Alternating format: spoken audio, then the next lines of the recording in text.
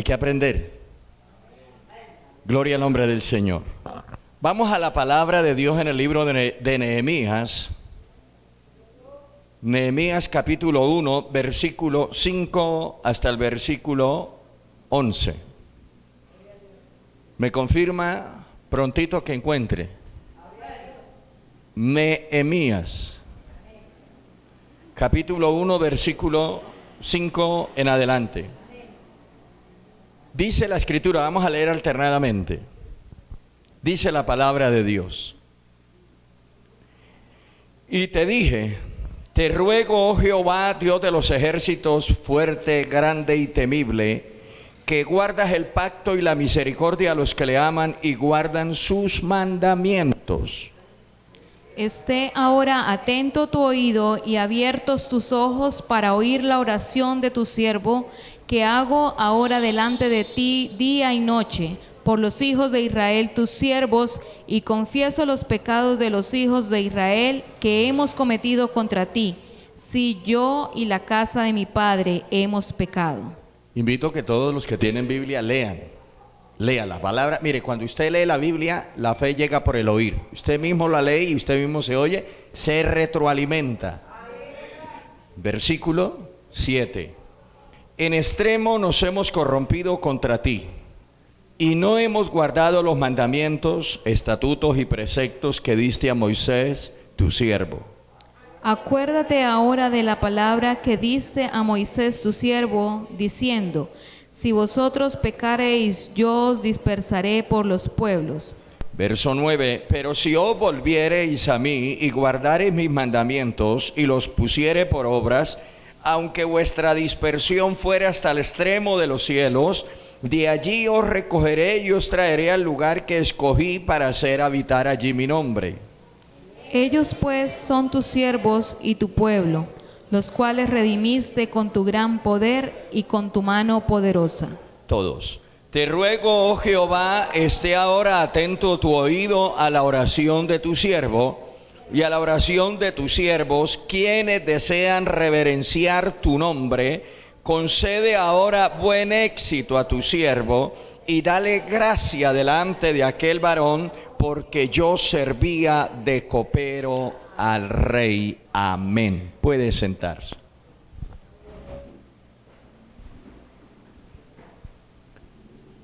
Quiero meditar algunos minutos en la palabra de Dios sobre el tema de los beneficios de la oración. ¿De qué le voy a hablar en esta noche, hermanos? La verdad es que es irónico mirar hoy los servicios de oración, los cultos de oración, y es irónico, amado hermano, desde el punto de vista que aunque la oración nos trae grandes beneficios, sin embargo pareciera que el pueblo no entendiera los beneficios de la oración, y los cultos de oración no solo aquí sino en toda parte son los más escasos de pueblo. En otras palabras, son los más pobres en asistencia, son los más débiles.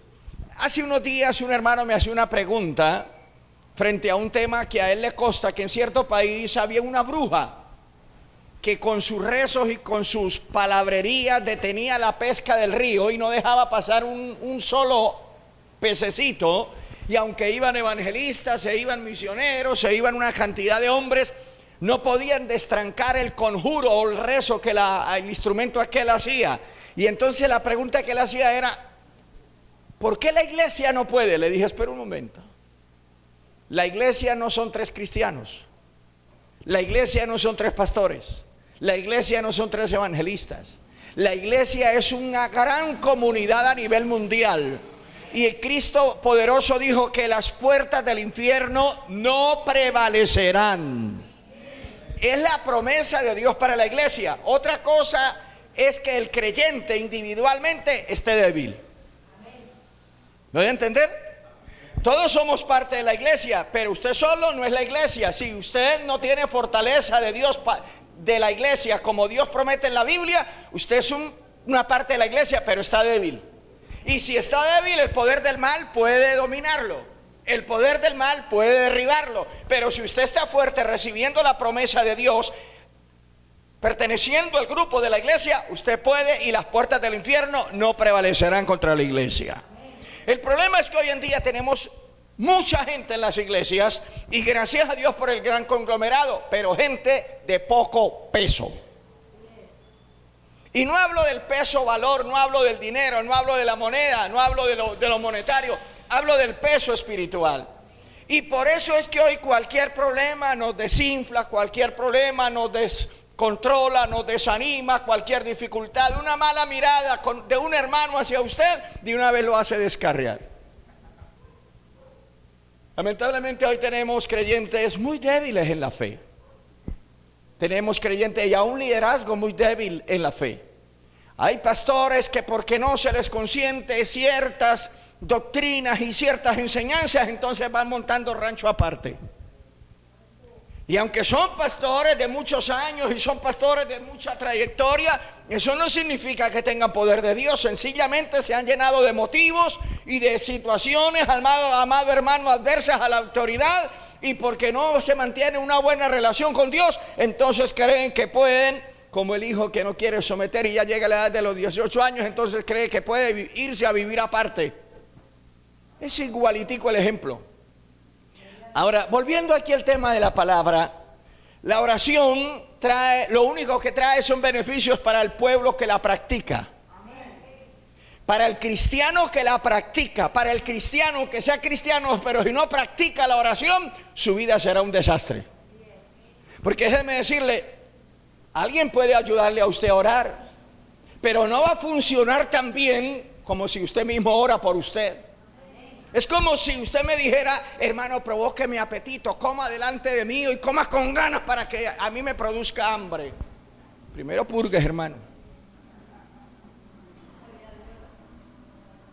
Mándese a hacer una serie de exámenes a ver qué problemas hay en su organismo, por qué no desea comer y por qué desea que el otro lo provoque para que coma. Hermano, si bien es cierto, el otro puede comer de una forma provocativa, lo puede antojar de algún alimento, usted se llena, pero después de que se vaya el otro que lo está provocando,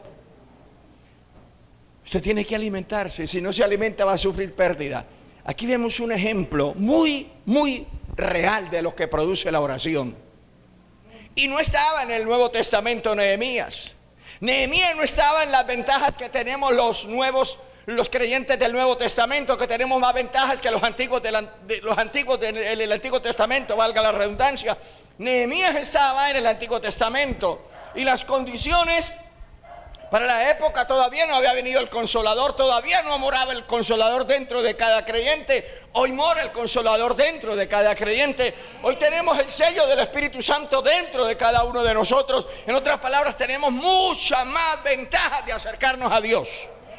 En el libro de los Hebreos dice la Biblia, el apóstol que escribió el libro de los Hebreos dice que debemos de acercarnos confiadamente al trono de la gracia para hallar misericordia para el momento oportuno. El Antiguo Testamento no tenía esa oportunidad para los israelitas, porque el velo no había sido rasgado. El velo era una prohibición de que el sumo sacerdote no podía pasar a la hora que quisiera, sino una vez por año. Los sacerdotes tampoco podían pasar. Y el sumo sacerdote que se atreviera a cruzar el velo del templo que separaba el lugar santo del santísimo, si no estaba dentro del tiempo señalado por Dios, no estaba purificado y no estaba santificado, y no había hecho una entrega real y total a Dios, podía caer muerto en el lugar santísimo. Pero ¿sabe que hoy nosotros como iglesia ese temor ha desaparecido? Por eso Cristo rasgó el velo del templo que separaba el lugar santo del santísimo.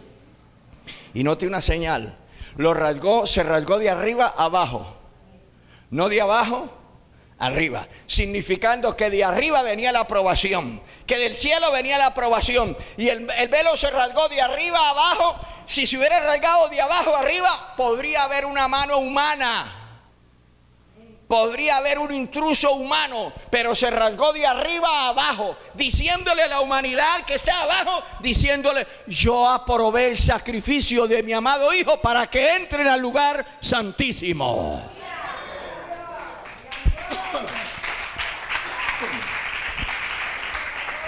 Bendito sea el nombre del Señor. Pero ¿por qué la gente no ora? Yo no vengo aquí a pedirle tiempo de oración a usted, cuántas horas ora en la casa. Yo no vengo a pedirle eso. Porque estoy seguro que por quedar bien diríamos 1 hora al día. Otro diría como un poquito más consagrado, imponiendo su consagración. Solo Jehová sabe tanto tiempo que paso. Otro podría decir ahí, fantulero o fantoche, como decía mi madre, 3 horas. No, hermano, yo no soy de esos que le digo a usted cuánto tiempo ora al día. Lo que sí debo decirles algo, y sí debo enseñarles algo. Si usted no ora fuera del templo, allá en su casa, si no lleva una vida de oración para que alimente su alma, para que tonifique su alma, para que fortalezca su espíritu, cualquier problema usted lo pone con dolor de cabeza. Cualquier situación lo atribula. Cualquier mala noticia lo hace trasnochar. Cualquier situación lo va a desvelar. Y va a tener diario el enemigo encima le dando leño. Pero si usted ora, si usted desarrolla en la tarde, al anochecer, al mediodía, a la hora que usted saque su tiempo para hablar con Dios. Escúcheme, saque su tiempo, no que le quede tiempo, saque su tiempo para hablar con Dios. Su vida será fortalecida, su vida será nutrida, su vida será de gran ejemplo para los demás, y su vida permanecerá, porque la vida cristiana no se trata del conocimiento que yo tenga, se trata de llegar hasta el fin. Cristo lo dijo, el que persevere hasta el fin, ese será salvo. Quiere decir que algunos no van a perseverar hasta el fin, y entonces no se complementará el versículo, no se completará el versículo, este será salvo. Ahora, ¿qué le pasó a Nehemías? Nehemías, para el cristianismo actual, Nehemías quizás era un descarriado.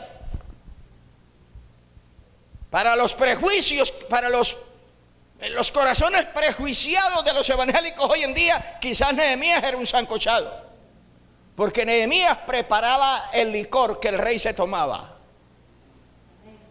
Era un barman. Aparte de que era un barman, Nehemías probaba todo lo que el rey ingería por su boca, porque Nehemías, Dios lo había llevado, aunque a pesar de que iba en calidad de exiliado, Dios lo había llevado al reino de los persas. Allí estaba en un grado de alta confiabilidad por el rey, y delante del rey Nehemías debía de tomar el vino, tomar todos los líquidos que el rey iba a tomar, para que el rey después los probara y eso le diera confianza. Si Nehemías no moría, el rey tampoco iba a morir, pero si Nehemías fuese envenenado, el segundo sería el rey. Por eso cuando el rey vio el rostro triste de Nehemías, la pregunta no fue por la salud de Nehemías, fue por la salud de él. Y cuando el rey vio el rostro triste de Nehemías y le dijo, pero Nehemías, usted no está enfermo, ¿por qué está triste? Alguien diría, ¿cómo amaba el rey? Si bien es cierto, el rey amaba a Nehemías, pero en ese momento la preocupación era por la vida del rey. Porque yo como rey diría, si mi copero está triste, el próximo en tristecerse soy yo. Entonces, escúcheme algo. Nehemías era un copero, era uno que preparaba, y yo no estoy diciendo que ahora se valga usted a buscar trabajo en una licorera. Tampoco lo estoy mandando a que abra una licorera.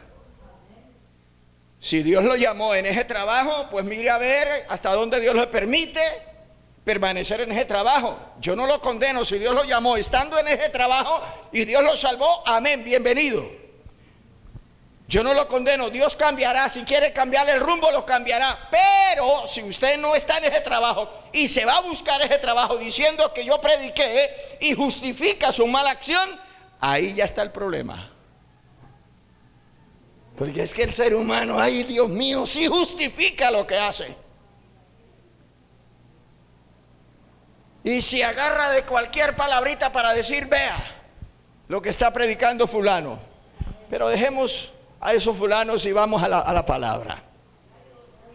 Ahora, la noticia que escuchó Nehemías no fue una noticia que nos va a tocar pagar tributo a todos. La noticia que oyó Jeremías no fue una noticia de las que oímos a diario en los noticieros locales, nacionales o internacionales.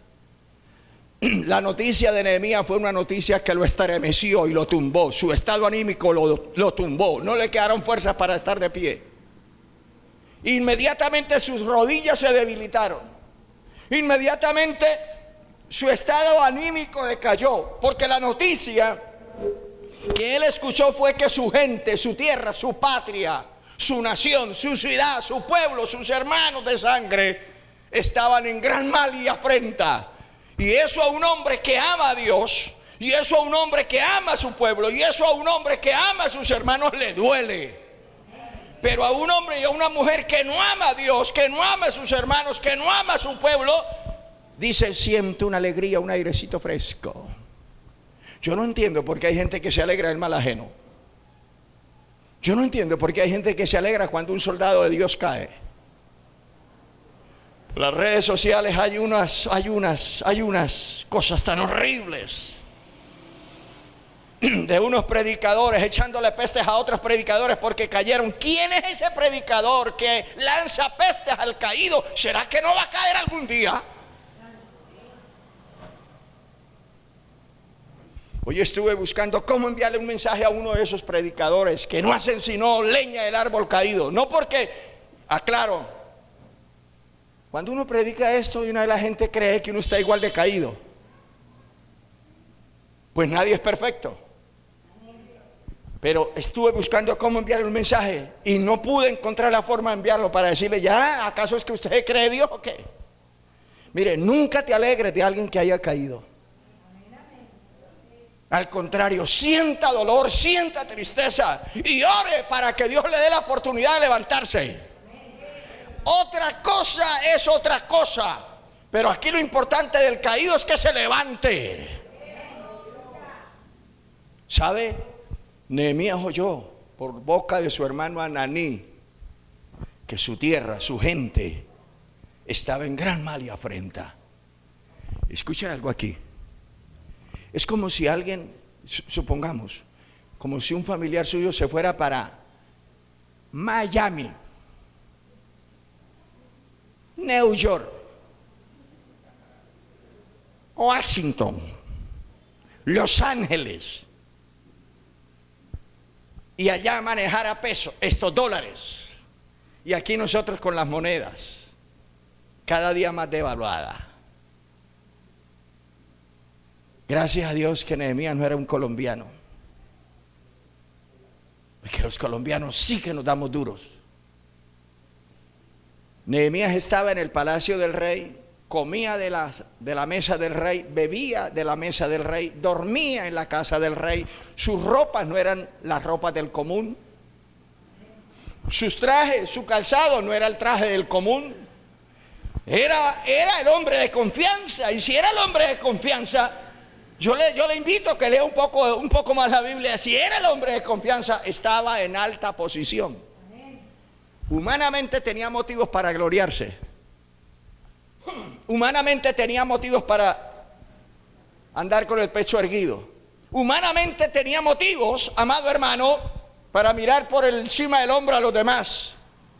Pero cuando él oye la noticia, cuando él ve a su hermano que no estaba en la misma posición social, económica, intelectual que él, lo recibe como si fuera uno a la par de él. Y le dice: ¿cómo está mi gente? La noticia que oyó no fue agradable. Usted lo ha leído, usted ha predicado, usted ha escuchado. Dice que no le quedaron fuerzas, le tocó sentarse, se desplomó, lloró, hizo duelo por algunos días, lloró, gimió.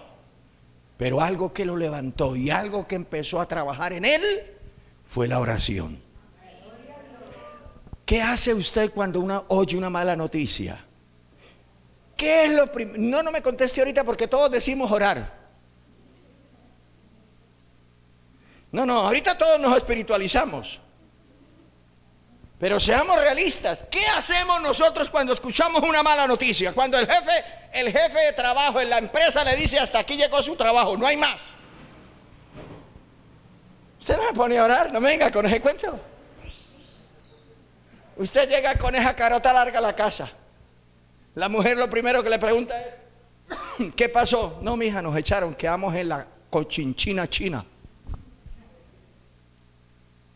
En vez de orar, llega con una carota larga y es normal, llegamos tristes. La mujer le dice ahora a la mujer: ¿y ahora qué vamos a hacer? Si debemos 2 meses de arriendo, la cuota del banco, ¿qué pasa con eso? La verdad es que nosotros hacemos la primera parte de Nehemías. Nos sentamos, lloramos, nos afligimos, pero no nos levantamos. Nehemías se sentó, lloró, gimió, se afligió, pero se levantó. Y ahora viene a hacer una oración que a mí me toca. Esta oración a mí me toca. Porque Nehemías sabía que orar, amado hermano, era hablar de la tierra al cielo. Y era hablar no con el rey Asuero, era hablar con el rey de los reyes. Era hablar con el que tiene el mundo en su mano. Era hablar con el que tiene dominio sobre el cielo, la tierra y debajo de la tierra y todo planeta. Él sea la gloria. Usted debe saber que cuando se arrodilla a hablar con Dios, hermano, está hablando con el Ser Supremo. Aleluya. Y debe de dedicarle tiempo y amor para hablar con Él. El problema es que nosotros solo le vamos al trono. Cuando oramos solo vamos con un sartanazo, un saco lleno de peticiones. Señor, el billete que me echaron esta mañana me salió chimbo. Me salió falso el billete. ¿Acaso fue que Dios se lo dio? Y mire la oración. Yo he encontrado acá 4 cositas que Nehemías había descubierto en la oración y por eso oraba. Yo no sé cuántas cosas habrá descubierto usted en la oración. Yo le pregunto cuántos años lleva en el Evangelio. Usted me puede decir 10, 20, 15, 30. Yo te pregunto cuántas cosas ha descubierto en la oración. De pronto más de 4. ¿Pero cuáles? Muy buenas, pero de pronto más de 4. Si tan solamente descubriéramos 4 nada más, yo me sentiría satisfecho. Que usted y yo sabemos orar. Escúcheme, que usted y yo sabemos orar. Y yo quiero nombrarle estas 4 cositas. Primera, dice en el versículo 5, verso 4 dice: cuando oí estas palabras me senté y lloré e hice duelo por algunos días. Hasta ahí parece que es nuestra historia, ¿no? Hasta ahí parece que es nuestra biografía. E hice duelo por algunos días. Pero ahora viene: y ayuné y oré delante del Dios de los cielos. Ahora, la noticia trágica que él escuchó no lo sacó del propósito de Dios. No lo sacó de la directriz de Dios. La noticia trágica que él escuchó lo mandó a ayunar.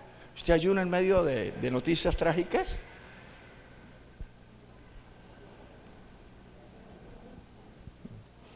A veces las noticias trágicas de nuestras oraciones es: ¿y por qué? ¿Otra vez yo? ¿Y por qué?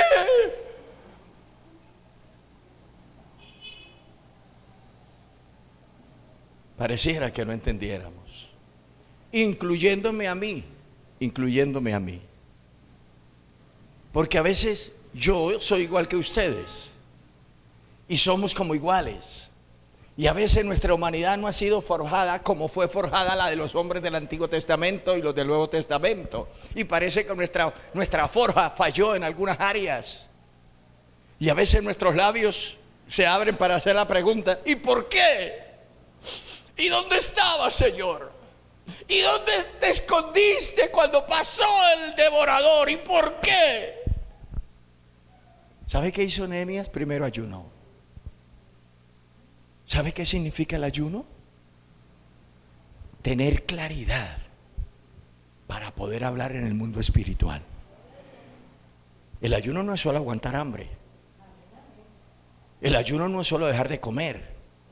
que aparte de que dejar de comer nos produce bendiciones tremendas en el cuerpo. El ayuno nos limpia la sangre, el ayuno nos limpia de colesterol, el ayuno nos limpia de triglicéridos, el ayuno nos limpia de tanta bilis, el ayuno nos hace una limpieza estomacal y en la sangre nos limpia la sangre. El ayuno hace una limpieza en la parte física.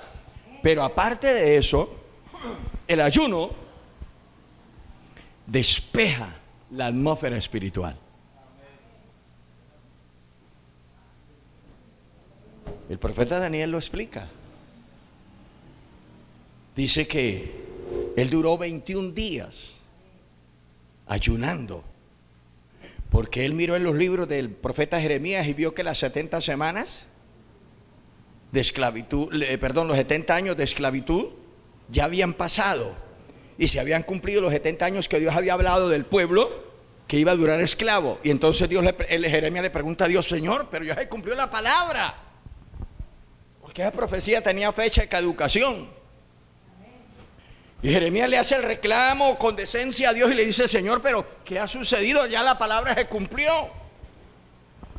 Y estando en esa oración y en ese ayuno, pasaron 21 días.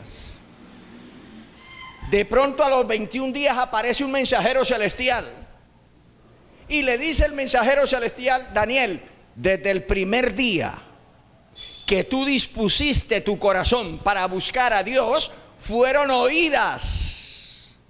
Desde el primer día fueron oídas tus palabras y yo he venido para darte la respuesta. Lo que pasó fue que entre el cielo y la tierra hubo una oposición. El príncipe de Persia se me opuso y no me dejó llegar a tiempo para darle la respuesta, y me tocó pedir ayuda a los ángeles guerreros y vinieron y lucharon, y aquí estoy. Demoramos 21 días guerreando en el aire y aquí estoy para darte la respuesta, Daniel. Y le dijo: muy amado, dejémoslo ahí. ¿Por qué Nehemías ayuna? Él quiere que el ambiente espiritual, la atmósfera espiritual se despeje para poder hacer una buena petición. La mayoría hoy le tiene miedo al ayuno. Oh, pero ¿cómo le tenemos hambre a la carne asada?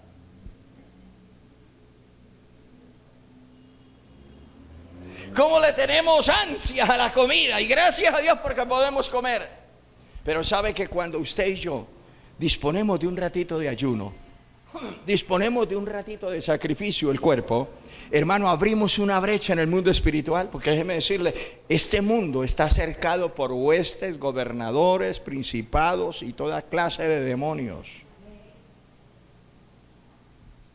Y Cristo lo dijo en una ocasión, hablando de un género de demonios, dijo: ese género no sale sino con oración y ayuno. Y Nehemías lo primero que hizo fue ayunar.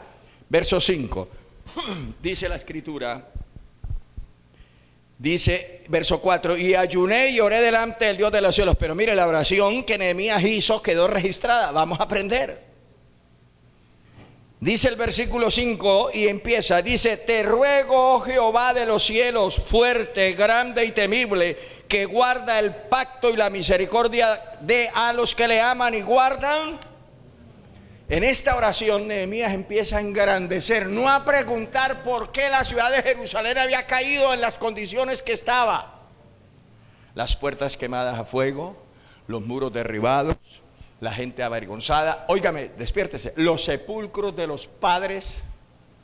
Despierte, hermano, le pongo un televisor aquí para ver la novela. Si eso funciona.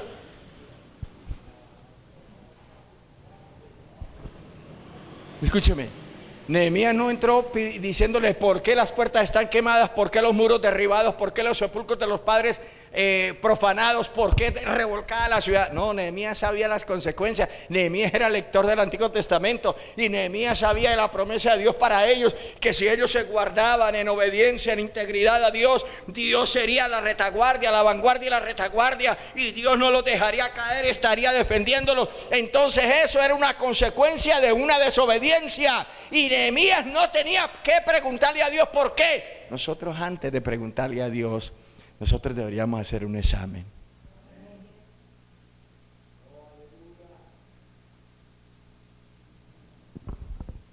Y eso no lo hacemos. Porque como no tenemos manchadas las manos de sangre, como no tenemos dinero en el bolsillo de alguien que atracamos, creemos que estamos súper limpios. Y la verdad es que usted debe mirar un poco lo que se llama la ley de la causa, el efecto y la causa y efecto, efecto y causa. Y aquí Nehemías empieza a engrandecer a Dios y le dice: justo eres tú, oh Jehová, ¿ve? Fuerte, grande y temible, que guardas el pacto y la misericordia. ¿Ve? Tú eres el que guardas el pacto y la misericordia a los que le aman y guardan sus mandamientos. Ahí está aclarando lo que dice la Biblia. Ahí está recordando lo que Nehemías había leído unos años atrás del Pentateuco. Y le está diciendo: tú guardas ese pacto, porque ese pacto fue entre tú y nosotros, el pueblo de Israel, y tú lo guardas. Si esto ha pasado, no es culpa tuya, es culpa nuestra. Pero hay algunos cristianos de hoy en día que dicen: ¿y por qué, Señor, si acabé de venir de culto? Tengamos cuidado con sacarle las credenciales a Dios, como lo hizo el rey Ezequías, cuando el Señor le dijo a Ezequías que ordenara su casa, que limpiara su casa, que dejara todo en orden, porque se lo iba a llevar. Y entonces Ezequías sacó las credenciales: Señor, yo voy a culto todos los domingos. Señor, yo te canto. Señor, yo no me mancho las manos. Señor, yo no robo. Señor, yo soy santo. Señor, yo ofrendo. Señor, yo diezmo. Y lloré. Ezequías sacó las credenciales. Nehemías no sacó credenciales. Hablo en términos figurados. Nehemías no sacó credenciales. Nehemías empezó reconociendo la bondad y la grandeza de Dios frente a la fidelidad de su pacto con el pueblo. Y entonces Nehemías sigue diciendo: esté ahora atento tu oído y abierto tus ojos para oír la oración de tu siervo. Nehemías sabía que Dios no se dormía. Nehemías sabía que el oído no se dañaba. Pero por causa del pecado del pueblo, Dios dijo en una ocasión que los cielos serían como bronce. Clamarás y no responderé, porque volveré los cielos como bronce. Lo que hace ocultar a Dios de nuestras oraciones son nuestras desobediencias. Lo que hace ocultar a Dios y voltear el rostro de nuestras plegarias no es el perfume que usamos, no es el desodorante que usamos, no es la ropa que nos colocamos. Lo que hace ocultar a Dios de nuestras plegarias es nuestra desobediencia, es nuestra rebeldía al mandato de Dios. Y entonces Nehemías le dice a Dios figuradamente: esté atento a tu oído, Señor, y abierto tus ojos para oír la oración de tu siervo, que hago ahora delante de ti día y noche por los hijos de Israel, tus siervos. Y mire, lo primero que uno debe de confesar delante de Dios es el pecado. Sea el pecado personal o sea el pecado general. A veces nosotros hay muchos creyentes, no ustedes, sino hay muchos creyentes en el mundo que cuando vamos al templo hacemos lo del fariseo, ¿no? Te doy gracias, Señor, porque no soy como los demás hombres. Y empieza a nombrarlos, ¿no? Ni aún como este que está aquí a mi lado, que vino a culto esta noche. Yo soy bueno, el malo es el que está allá. Esa oración hoy predomina en los altares. Esa oración hoy predomina en los corazones de la gente que habla con Dios. Y el fariseo de pie ni siquiera tomó una posición de respeto. Y el publicano ni siquiera levantaba los ojos al cielo. Solamente escuchaba estas palabras: sé propicio a mi pecador. Sé propicio a mi pecador. Sacrificio. Cuando terminaron los dos de orar, el Señor Jesucristo fue el que nos da la conclusión. Dice, de cierto os digo que el que regresó a su casa justificado fue el publicano. Porque el fariseo oraba consigo mismo. Yo le digo una cosa, cuando usted se justifica delante de Dios, usted está orando consigo mismo. Cuando yo oro justificándome delante de Dios y creyéndome mejor que los demás, yo estoy orando conmigo mismo. Me hago un doble de mi apariencia y delante del doble de mi apariencia, delante del doble de mi imagen, le oro. Y seguro que voy a encontrar lo que yo quiero encontrar. Aceptación, yo con yo. ¿Entendieron? Yo con yo. Pero cuando uno se postra y se humilla, así uno no haya matado, así uno no haya robado, así no haya insultado, pero es pecador. Usted huele a pecado, yo huelo a pecado. Me gustó una frase que compartí de Charles Spurgeon y dice: el evangelismo es un mendigo hambriento que encontró un pedazo de pan diciéndole a otro mendigo dónde encontrar comida. Me gustó esa frase. ¿Y qué somos nosotros? Mendigos que hemos encontrado comida en el evangelio. Que cuando hablamos del evangelio le estamos diciendo a otro mendigo dónde encontrar buena comida en el evangelio. ¿Me estoy dando a entender? Eso somos. El problema es que hoy tenemos pan, 3 panes, 4 panes, tenemos pan para un mes y entonces ya nos creemos como la iglesia de la Odisea, no necesitamos de Cristo.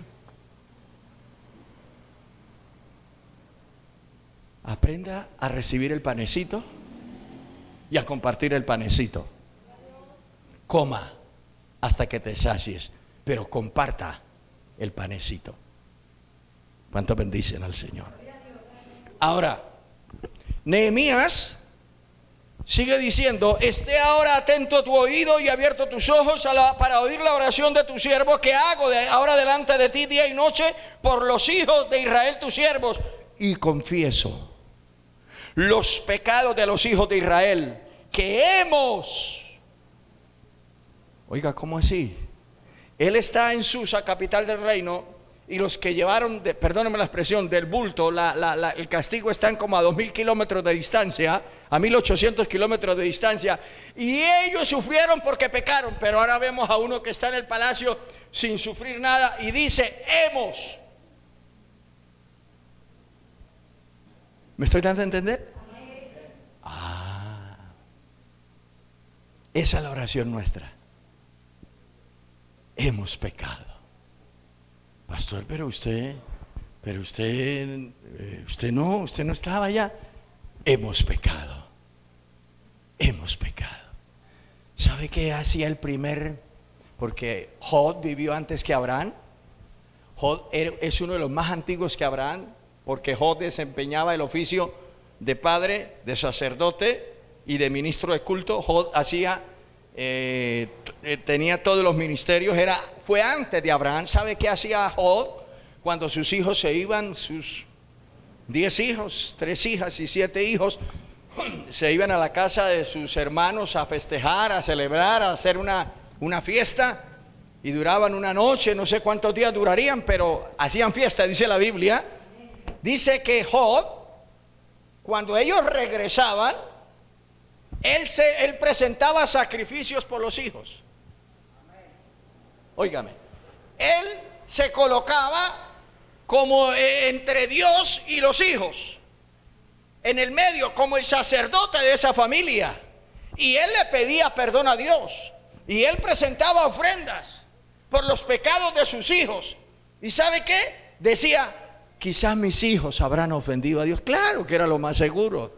Quizás mis hijos habrán pecado delante de Dios. Y él presentaba sacrificios por los hijos y le pedía perdón a Dios. Usted dirá: pastor, pero hoy estamos en el Nuevo Testamento. Sí, yo no lo dudo, no lo ignoro. Pero la oración al mismo Dios no cambia. Mire cómo reprendió Dios a Elí por causa de sus hijos. Pero sí, aunque Elí no era responsable de que sus hijos cometieran pecado, pero Elí debía cumplir un papel, como nosotros los padres debemos de cumplir un papel. No somos responsables por los pecados de nuestros hijos, de nuestra familia, pero sí podemos estar en la mitad intercediendo a Dios para que Dios los perdone. Yo no oro por mis hijas que Dios las bendiga porque están en pecado. ¿Cómo van a recibir la bendición? ¿Sí me van a entender? Es como bañar a un puerco. Es como regalar un líquido, un litro de loción a un cerdo. La loción el cerdo de una vez lo pone picante y lo manda otra vez al barro. Pero sí le puedo pedir a Dios: salva a mis hijos. Salva a mis hijos. ¿De cómo y de qué forma? Yo no tengo por qué decirle a Dios, porque Él sabe hacer las cosas mejor que yo. Si Dios ve que tiene que darle un poquito fuerte, lo hace. Si Dios ve que tiene que usar a quien tenga que usar, lo hace. Pero yo le digo a Dios, porque he encontrado en la palabra: salva a mis hijas. Salva a mis hijas. ¿Cómo la va a salvar? No es problema mío. ¿Cuándo la va a salvar? No es problema mío. Salva a mis hijas, salva a mi familia, salva a mis hijas. Esa es la promesa de Dios. No nos interesemos tanto el método que Dios vaya a usar. No nos interesemos la forma que Dios vaya a usar. Dios usa lo que sea. Aquí vemos a Nehemías pidiéndole a Dios perdón por los pecados del pueblo, pero él se incluye en los pecadores. Hoy tenemos iglesias muy santas que no sienten el pecado del borracho. ¿Sabe qué estaba haciendo Nehemías? Sintiendo el pecado que el pueblo cometió para que recibieran ese juicio. Nehemías sintió el pecado. ¿Qué fue lo que hizo Cristo para que muriera por nosotros? Sintió nuestros pecados, los cargó. Y por eso Él fue la ofrenda en propiciación por nuestros pecados. Él sintió todos los pecados. Él sintió el pecado del odio, Él sintió el pecado de la mentira, Él sintió el pecado del alcohol, sintió el pecado de la fornicación, sintió el pecado de la homosexualidad, sintió todos los pecados y los cargó. Por eso Él se hizo pecador sin ser pecador, y cargó el pecado de todos nosotros, de la humanidad completa, solo que se cumple en los que reconocen a Cristo como su Salvador. Se hace efectivo ese sacrificio. Aunque Cristo murió por toda la humanidad, pero solo se cumple cuando el pecador reconoce que es pecador. Mientras tanto, los que se van a condenar en la eternidad van a descubrir que también por ellos murió, pero a ellos les faltó reconocer. ¿Cuántos alaban la gloria de Dios? Ahora, Nehemías sigue diciendo: hemos pecado y confieso los pecados de los hijos de Israel que hemos cometido contra ti. Versículo 6, parte final, dice: sí, yo y la casa de mi padre hemos pecado. Hermanos, sintámonos un poquito pecadores para poder clamar por el pecador. La gente: yo pecador, yo soy santo, 3 veces santo. Usted es pecador. Yo también soy pecador. ¿Y sabe por qué hoy no clamamos mucho por la gente de afuera? Porque no nos sentimos pecadores. Cuando alguien peca, y una vez nos escandalizamos: ¿y usted qué? ¿Es del mismo material?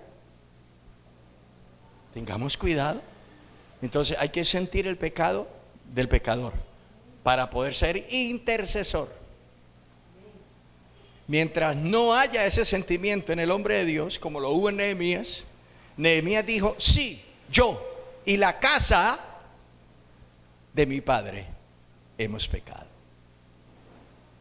Sigue diciendo el versículo 7: en extremo nos hemos corrompido contra ti y no hemos guardado los mandamientos, estatutos y preceptos que diste a Moisés, tu siervo. Verso 8: acuérdate ahora de la palabra que diste a Moisés tu siervo, diciendo: si vosotros pecareis, y yo os dispersaré por los pueblos, pero si volviereis a mí y guardareis mis mandamientos y los pusiereis por obra, aunque vuestra dispersión fuere hasta el extremo de los cielos, de allí os recogeré y os traeré al lugar que os escogí para hacer habitar allí mi nombre. En otras palabras, Señor, lo que yo estoy hablando es lo que tú declaraste en el pasado. Hoy hay mucho profeta que declara lo que no está escrito en ninguna parte. Ojo con esas famosas declaraciones. Ojo con esos famosos decretos. Yo decreto que usted va a crecer 5 centímetros. Espere ahí. Yo decreto que esas monedas que tiene en el bolsillo van a volver monedas de oro. Espere ahí. Hoy hay mucho falacia, hay mucha falsedad, hablando lo que Dios nunca ha hablado, dizque decretando lo que no está escrito. ¿Qué está haciendo aquí Nehemías? Está recordando la promesa de Dios, pero también recordando lo que Dios haría si el pueblo pecaría, que Dios los dispersaría, pero también le dice a Dios, o le recuerda, no porque a Dios se le olvide, sino porque en el estado de contrición del pecador Nehemías, como con el pueblo que estaba colocándose en intermediario con el pueblo, Nehemías reconocía su pecado, pero le decía: así como tú nos dispersaste, así como tú permitiste que nuestro pecado nos castigara, tú también nos dijiste que si nos arrepentiríamos, tú nos devolverías a la tierra, tú nos traerías otra vez. ¿Qué es la promesa de Dios? ¿Cuántos alaban la gloria del Señor? Y Nehemías lo que hace es recordarle la palabra ya escrita al Señor. Y le dice: pero si os volviereis a mí, guardareis mis mandamientos y los pusiereis por obra, aunque vuestra dispersión fuera hasta el extremo de los cielos, de allí os recogeré y os traeré al lugar que os escogí para hacer habitar allí mi nombre. Dice verso 10: ellos pues son tus siervos y tu pueblo, los cuales redimiste con tu gran poder y con tu mano poderosa. Verso 11: te ruego, oh Jehová, esté ahora atento a tu oído a la oración de tu siervo y a la oración de tus siervos, plural, quienes desean reverenciar tu nombre. Concede ahora buen éxito a tu siervo y dale gracia delante de aquel varón, porque yo servía de copero al rey. Mire, una de las cosas que Nehemías nos enseña en esta oración, aunque voy a nombrar ahorita ya para terminar los 4 puntos, una de las cosas que Nehemías nos demuestra en esta oración es, óigame, se humilla ante Dios por el pueblo, se vuelve pecador con el pueblo, reconoce que la palabra de Dios se cumplió con justa causa para castigar al pueblo y lo dispersó, pero también, así como se cumplió para reprender, también se va a cumplir cuando el pueblo junto con él le pide perdón para que lo devuelva, lo restaure. Y algo que le pide Nehemías al final es gracia, porque es que el pecado, la desobediencia, quita toda gracia de la vida del ser humano. Cuando una persona está en desobediencia, la gracia de Dios se cae. No pierde el conocimiento, no pierde la esencia de ser evangélico, pero la gracia de Dios cambia de lugar. Ya no tiene gracia. Y ahora Nehemías le pide a Dios gracia. Óigame bien. Y las 4 cosas que Nehemías descubrió en la oración es lo siguiente. Primero, Nehemías descubrió que la oración le daba fuerza para esperar.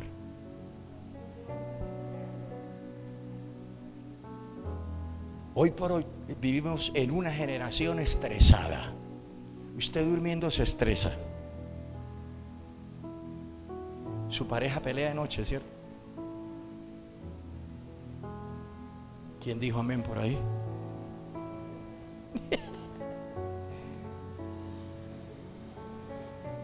Su hijo pelea de noche, su esposo pelea de noche, su esposa grita de noche. Uno oye gritos a medianoche, a las 3 de la mañana, y no porque lo estén atracando, durmiendo. El sueño debería ser el momento de más descanso para el cuerpo, alma y espíritu, ¿cierto? Pero ¿sabe una cosa? Vivimos en una generación hoy peor que la generación de Nehemías. Y la generación de hoy se estresa fácil. Hay gente que se estresa comiendo, que porque muy caliente o porque muy frío, que la carne es muy dura, que el huevo muy blandito o muy duro, y se estresan. Que la yuca eso no les gustó, que la papa menos, que ese plátano. Se estresan. ¿Sabe hoy? Hoy necesitamos más de la oración que Nehemías en su época. Por eso San Pablo dice: orad sin cesar. Para la época no estaba ese texto. Ese texto nació en la boca del apóstol Pablo cantidad de años adelante, que dice: orad, 1 Tesalonicenses, orad sin cesar. Para la época no. Hoy la iglesia necesita más oración, porque necesita más esperar. Necesita más para esperar que la esposa se arregle, para esperar que los hijos lleguen a tiempo, para esperar. Se necesita más oración. Hoy no queremos esperar ni el chofer del InDrive. Hoy no queremos esperar ni el servicio de Uber. Hoy no queremos esperar nada. Hoy no queremos. Pero sí les gusta que nos esperen. Hoy no queremos esperar nada. Hoy somos impacientes porque la niña o el niño no obedece con la primera llamada, con el primer consejo. Mire qué cosa rara, ¿no? Hoy encontré un niño, el nieto de unos hermanos acá, tan lindo el niño, y le dice a la abuela, le dice por el nombre, no le dice nonita, nada, le dice por el nombre. Para la época mía no se permitía eso. Eso era casi que reverenciar a los abuelos, ¿cierto? Bendición, nonito. Bendición, nonita. Un hijo no se iba a dormir si no le pedía la bendición a los papás. Y los papás que no conocían a Dios le echaban un rasguño. Hoy los papás dicen: ¿y dónde está fulano?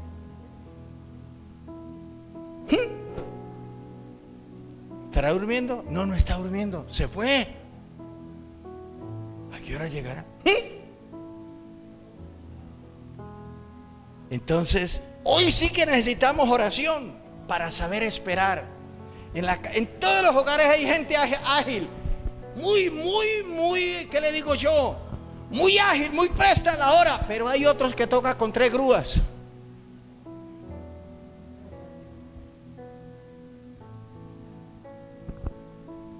Una de mis hijas se queja porque la hija de ella desde tales horas toca llamarla. Le digo: con calma. Y ella, para mover un pie, le pide permiso al otro, la niña. Y se disgusta porque la mami la estresa, la mami la desespera. Todo eso se regula con algo que se llama oración. Dijo el salmista: pacientemente. Díganlo con ganas. Pacientemente esperé a Jehová. ¿Y qué? Y me oyó y me hizo sacar del pozo de la desesperación. Pacientemente. Hoy hay muchos creyentes descarriados porque no esperaron pacientemente a Dios. Porque creyeron que orar era como tocar el timbre de una puerta y que rápido Dios corría y mandaba un ángel que abriera. Rápido, lo estoy esperando. Dios no es ese, hermano.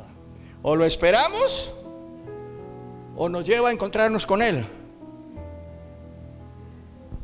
Segundo, la oración aclara la visión. Hoy vemos mucha gente miope en la parte espiritual. La oración aclara mi visión. Si usted es una persona que ora, ¿sabe para dónde va? aunque el barco se mueva, aunque Euroclidón esté moviendo el barco, aunque la embarcación esté siendo azotada, usted sabe para dónde va.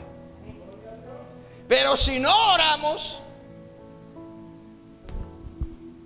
nos pasa lo del ladrón en la cruz, los dos ladrones en la cruz. El uno tuvo visión, reconoció quién era.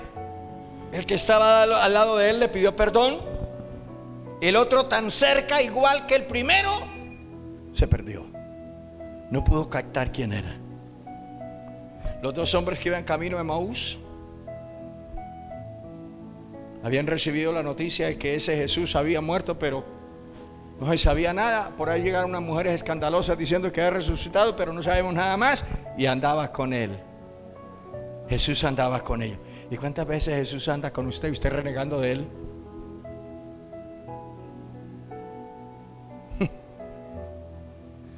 ¿Cuántas veces Jesús viviendo con usted y usted hablando mal de él? Y Jesús se hace que va para otro lado y ya está con usted. Y nosotros hablando mal de Jesús. Ay, pero qué vida. Ay, pero qué. Y Jesús, ¿y eso? No, que Petro va a subir los intereses, los impuestos. Y ahora, ¿cómo vamos a vivir? Como hemos vivido, hermano. Tranquilo. Tranquilos. Confiemos en Dios. ¿Cuántos alaban la gloria del Señor? Su economía no está en el presidente de turno, su economía está en el Dios del cielo. Séale fiel a Dios. El Señor estableció una economía para la iglesia. Estableció cómo se distribuye el dinero en la iglesia. Y estableció usted qué debe hacer con su dinero. Y si usted no lo hace, pues ahí sí va a tenerle miedo. Entonces nuestra economía depende de cómo nosotros establecemos y distribuimos el dinero que Dios nos da en nuestras manos, para que lo sepamos administrar. Entonces, amada iglesia, el segundo beneficio de la oración es: aclara mi visión. El tercer beneficio de la oración es que tranquiliza el corazón. El domingo, creo que fue el domingo, la noche, un actor santandereano muy famoso aquí en Colombia estaba allí en Barichara celebrando un triunfo de una obra cinematográfica. Eran las 12 de la noche celebrando el triunfo y a la hora se murió.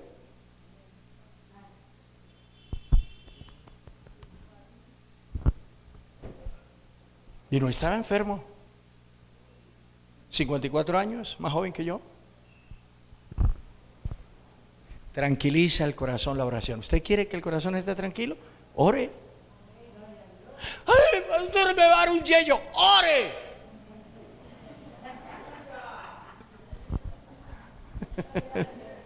Ay, pastor, ore. Yo estoy en tratamientos, en unos exámenes del corazón. Hace días estuve en la cita médica, ahora me mandaron una cantidad de exámenes tremendos, rigurosos. El médico me dijo: sí, se le oye el soplo. Yo tengo un soplo aquí. Por aquí lo escucha el hombre. Una falla en la válvula mitral. Yo le pregunto: ¿cuánto hace? Dijo: eso pudo haber nacido con eso.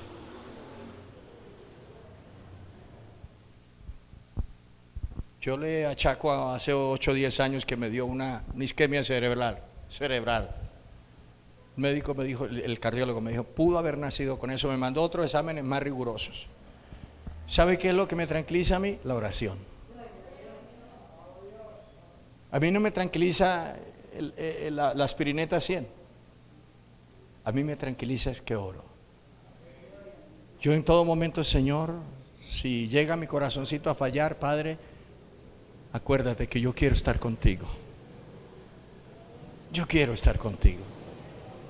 No porque no oiga malas noticias. Cada rato oigo malas noticias. Cada rato veo cosas. Cada rato me lastiman muchas acciones de algunos, de familia, de iglesia, de todo el entorno mío. Pero yo digo: Señor, ayúdame.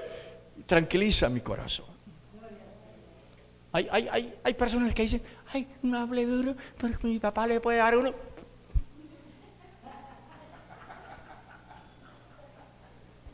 No dé malas noticias porque puede. Pero si usted ora, si yo oro, ¿no tendrá temor? Dice la Biblia: no tendrá temor de malas noticias. ¿Cómo podemos nosotros tener la vejez que Dios quiere que tengamos? Ore, hermano, ore. Yo no le digo que ore 6 horas seguidas, eso es mentira. Yo no le digo que ore 8 horas al día, eso es mentira. Pero ore, saque su tiempito. No le reclame nada a Dios, solo gracias Señor por el día, gracias Dios mío por este momento. Ordena mis pasos, ordena mi mente, ordena mis pensamientos. Tú sabes que soy humano y te ofendo haciendo y sin hacer. Porque usted ofende a Dios aún durmiendo. Nosotros ofendemos a Dios haciendo y no haciendo también. En todo momento ofendemos a Dios, duchándonos, no duchándonos, comiendo, no comiendo, en todo momento.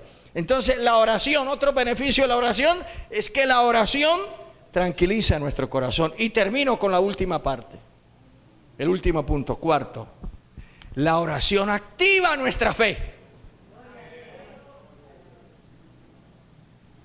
Y si hay algo que la fe hoy está sufriendo, es que se está desapareciendo, se está extinguiendo la fe. Y recuerda que sin fe es imposible. No lo intente, no intente agradar a Dios sin fe. Es que es imposible agradar a Dios sin fe. Y los que se acercan a Él deben de creer que le hay y que es galardonador. Hay gente que viene al culto y dice, perdí el culto. Se acercó, pero no creyó que era galardonador. Y la Biblia dice, el que se acerca a Él debe de creer que existe y que es galardonador. Entonces, la oración activa nuestra fe. Si estas 4 cosas, usted y yo las ponemos en práctica, es una buena señal de que nuestra vida de oración no está débil.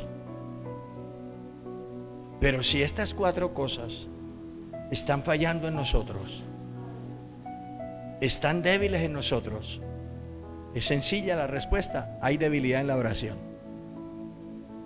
No hay buena oración, ni congregacional, ni personal, ni individual, ni familiar. No hay buena oración.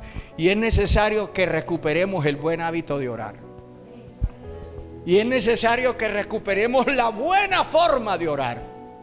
Y es necesario que recuperemos, amada iglesia, el buen hábito de orar. Que Dios te bendiga. Colócate de pie.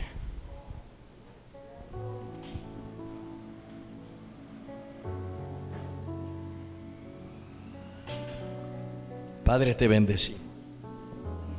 Gracias, Señor, por estos minutos que hemos estado aquí en tu presencia, en tu casa.